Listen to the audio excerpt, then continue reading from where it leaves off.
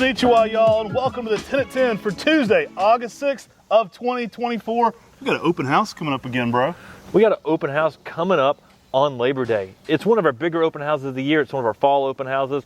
It's an awesome time to see all the cool plants we've been working on all year round and to make available in 1 gallons for you here at Mr. Maple. It's going to be Tuesday, September 2nd. That's a Monday. Guys, come see us. We're going to be here 8 to 5. Got the Groovy Grease Wagon already signed up. We're going to have a food truck. We're going to have a great time. There's going to be some awesome maples. If you missed out on the last open house, be here this September, guys. It's going to be one to remember. Guys, starting out on today's 10 at 10, we've got Little Joe. This is a compact dwarf witch's broom selection by one of our good friends in Chapel Hill. This tree is really different in the way it grows. It's very dense, compact, and it gives you some really good red fall colors as well. Yeah, Dr. Kredetsky found this broom, got it to us. I love the colors on this. You can get some weird like shrimp pink going on over top of this as well. So a lot of times, even in the summer, the new growth is really showy. It's a dwarf compact tree. They're vigorous at first like a lot of brooms, but they slow down and dense it up. Typically more of a 5x5 or 5x6 dense ball to it. Absolutely beautiful. I've had golden yellows. I've also had some splashes of orangey red on top of that. And Little Joe is named after his brother. He sort of did this to honor him as this dwarf mutation on a Japanese maple they'd found. Such a really neat tree. I mean, in the springtime, you can really get some interesting borders to this as well that I've seen. I mean, for a dense, compact witch's broom, we grew a lot of different ones. To me, this is one of the best ones I think we've grown. I've seen it as one of the better new brooms I've seen lately for sure. Like, it's really stood out to me. The colors have really looked amazing. Guys, this is gonna look great in a container or in the ground. You can put it in the ground for sure. Gonna work zones 5 through 9. Excellent candidate for a big patio planter. Patio planter. Let me say it again. Excellent candidate for a big patio planter. All right, Tim, what do we got next? Next up, we've got Acer Sharum Sunny. This is a selection that's found as a seedling from Jordan, and in the springtime, it boasts some really bold orange colors. I love the oranges this one hits. That's really what separates it from Jordan for me. You can get some orange dream to like what you want orange dream to hit, honestly, orange color-wise. Bold, bright orange in the early spring. Yellow throughout the season. This one needs some late day shade, so you don't want to put this one on full sun exposure. It's a Sharum. But if you're giving it some late day shade, you'll hold those yellows late into the season. Quite a vigorous tree at over 1 foot to 1.5 foot of growth a year. I list this one as well over 10 foot, at least 10 to 12 foot, even in a 10-year span. Excellent grower, y'all. I think you're gonna love this one as you add it to your garden. And some great sizes in these 1 gallons right now too. I mean, I don't know if we're putting these on as XLs, but they're certainly big. Now, Acer Sharum Sunny, the new growth will look a little more palmatum-like, but then as this tree matures, just like Jordan, the leaf will get more and more Acer Sharum-like. So in a mature specimen, you'll start to see more of those Acer Sharum aureum-like leaves. You can add a sunny to a shady spot in your garden. It'll really brighten it up. I love what this one brings. It's high intensity, high energy. You're gonna love the neon colors. If you do give it more sun, it's gonna bleach it out a little bit, which also looks cool. It's fun to put it in a container, kind of get that bleached out effect, then move it to some shade later in the summer. Really a showstopper for the color though. I think you're gonna love what this one does compared to Jordan. If you're already a Jordan collector, grab you a sunny, have it near it. You can have those oranges and yellows playing off each other, especially in the early spring. Bringing back a fan favorite, we've got Nanette. So go check out our cultivar highlight we did in Matt's garden of a large specimen Nanette.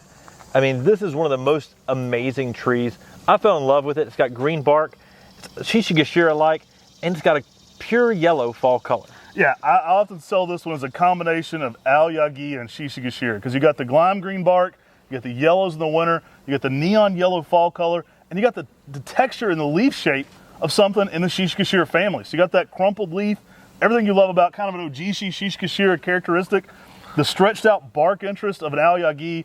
I love this one, guys. It's beautiful. It really lights up the show in the fall, though. You can get some of the brightest, most intense yellows on this tree of any Japanese maple I've ever seen. Named by our friend Bob Balzer. This is one of his introductions. Bob's also famous for Alpenweiss and Ibo Juhi, early mentor to Talon Buchholz. One of his last introductions. Tim and I often like to ask people, you know, what's your favorite tree? What did you introduce? And what did you wish you introduced? And that what did you wish you introduced, he said, guys, let me show you Nanette. Around that same time, he actually got this tree to Talon, so we both got it out there into the trade. Late classic here from Bob Balzer. Yeah, I love what this tree does. It'll actually start to get more of a dense habit as it ages. I mean, the original seedling was just really tight and dense. The tree in your yard is fairly dense as it's aged. It just has this really nice mid-sized tree in the landscape and garden, with that bright green bark, and the pure yellow fall color this has contrasts so well with many of your other Japanese maples. It's rare that you get a Japanese maple that goes to that pure yellow fall color. Often it's going to be more of those oranges and reds. And this one does it in full sun in a unique fashion. Great when Nanette's back. Not even XLs, guys. The sizes right now, they're big. Guys, next up, we've got Acer Pomum Watnong. This is a selection by Watnong Nursery that was in New Jersey. And this thing has some outrageous colors, and it's also proven to be extremely heat tolerant for the South. For the person that says that only Brian shows you the top of the trees, look at that. Look at that. Look at that. Look at that guy in the comments. Love Watnong. It is a phenomenal plant. The colors on this are awesome. You get some of the most contrasting colors within a lace leaf, just within Watnong. You'll get pinkish, yellowish new growth, greener, older growth in midsummer. I love that it has a yellowish eye early to kind of pink-orange shades.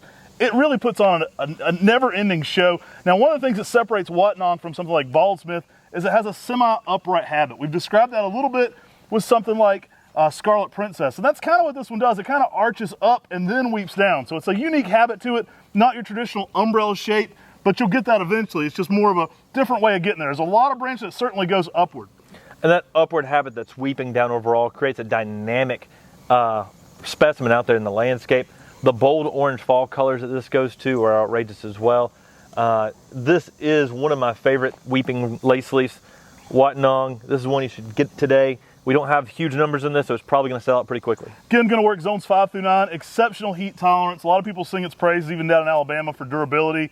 Great one for the container garden as well. If you already have a red and a green lace leaf, something like Watnong, it's going to look great with Orangiola. It's going to look great with Red Dragon. It's going to make your waterfalls and your Veritas look amazing because you're going to add that eye contrast into the garden. If you love some weeping lace leaves, put some flavor in the garden with Watnong. From Watnong, we got the W's today. From Watnong to Wildfire. Now I got to put these on as XLs, bro. These are huge. Well, we'll see if they can fit in our 1-gallon boxes. These things are amazing. Wildfire is one of those trees that on the bark during the winter, you get yellow, orange, red, and the fall color is also yellows to oranges. You know, we get him on the channel a good bit. Our good friend Lee Todd, he was in the game show. He had a top 5. This was in his top 5 for most heat tolerant trees in Oklahoma. A lot of people are really singing its praises. Had a lot of the Texas people, a lot of the Oklahoma people, heck, even a lot of the Georgia and Alabama people telling me that Wildfire takes the heat and doesn't skip a beat. Love that about it. It's durable, great fall colors, rich golden yellows to oranges and reds in the fall. You'll get a whole plethora of colors going on, and you get a whole plethora of colors going on in the bark. So the winter interest is really where this one's a premium. I like it the best when it's out of leaf. It's that spark of color when everything's kind of drab in the garden. Excellent sizes, guys. I could stick these in 3 gallons. I mean, we've sold these in 3 gallons, not too much beefier than this. So good sizes going on right now in our ones. Late summer is really a time to get some steals size-wise. I remember when our friend Jason Stevens found this, and I was just like, this tree is next level. I was so excited to be able to get this tree into the trade, into the maple collectors, and maple collectors have loved it. I mean, everywhere we go, people are singing its praises. You need one because this tree is going to become one of your favorites. Love it. All right, guys, I brought up Scarlet Princess earlier. We've got some beautiful high grafts going on right here. This is a broom found on Crimson Queen. I love that the colors actually change a little bit. You get some more fiery pinks, from my opinion. And I absolutely love the shape this one makes. Yeah, to me, sometimes a witch's broom will change the color on a tree. And I do think you get more intense colors on Scarlet Princess than you do on Crimson Queen. It can be very intense in that habit, but it also has a very unusual habit of the way it grows because it grows upwards, ball-shaped, and weeping all at the same time. Really cool plant, guys. One of the smallest lace leaves. We've got them up on a little bit of a standard, so you get a little bit of height right away. Typically 2 to 3 feet tall, 2 to 3 feet wide. Putting them on that standard kind of gets a little bit of height in there. Awesome for the container garden for that reason. This is going to work zones 5 through 9. Good bit of heat tolerance too. It's interesting. Brooms actually add a little bit of heat tolerance sometimes. So this one does pretty well in sun from what I've seen. Really a unique habit to it though. I think you're going to love Scarlet Princess. One by Tom and Nancy Ash. You'll see it sometimes listed as Ash's Scarlet Princess. I got it originally as Scarlet Princess from Tom himself, so I keep the names the exact way I got them. Absolutely love this plant though. I think you're going to enjoy what it can bring to your small area garden, small conifer garden, and especially that container and trough garden. Yeah, I think containers is underrated for this tree because this tree has such a unique form, such a dense habit. It makes an excellent tree for that container. That's going to, I mean, you put this in a blue pot or something that's going to contrast with the heavily intense pink-red colors that Scarlet Princess can provide.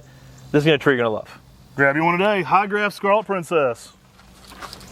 All right, from one princess to another, what we got next, Tim? We got Hesojo. Can't even see me behind these beasts.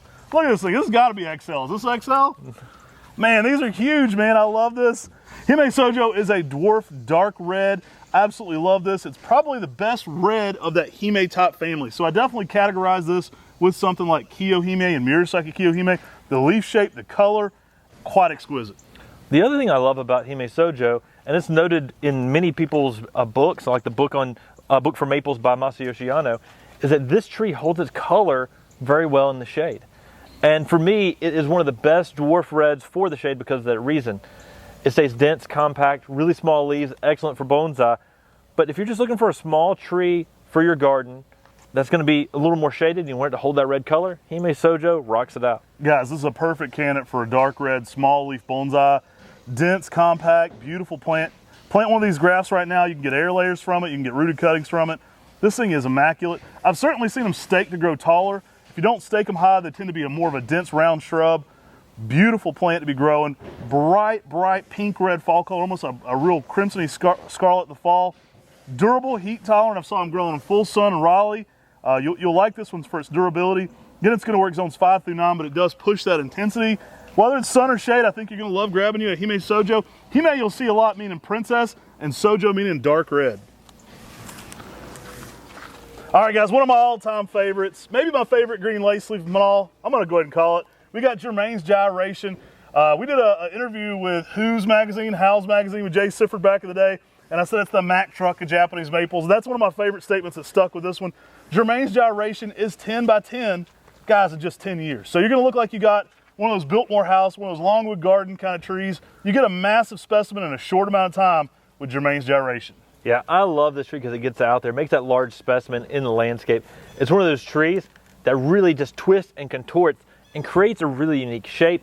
You can actually prune that to really accentuate that as well. I fell in love with this tree at Bill Taylor's down in Spartanburg, South Carolina. I saw a large specimen and I said, that needs to be like mass in production because he has such a beautiful specimen there. It's one of our photos we use on our website. And you realize that this tree gets out there and makes a huge tree that looks like a 100, 200-year-old tree in 15, 20 years. This is a tree you need to have in the garden, but give it space so it can really put on its full display. Yeah, if you've got room for this one, I always let people know that's the disclaimer. You got to have some space for this one. It does work in a container for a while, but it wants to get big. Amazing plant. Yellows to oranges in the fall. Heat tolerant as all get out. Big leaf, durable.